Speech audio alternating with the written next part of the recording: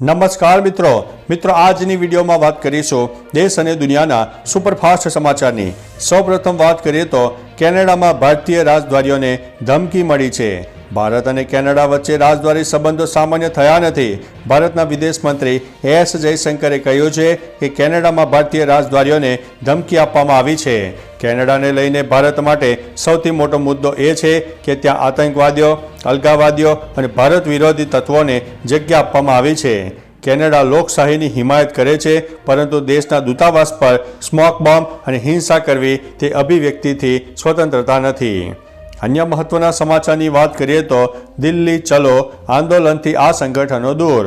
MSP સહિતની અનેક માગણીઓ માટે ખેડૂતોએ દિલ્હી ચલોનું આહ્વાન કર્યું છે। સંયુક્ત કિસાન મોરચાએ આનાથી અંતર રાખ્યું છે।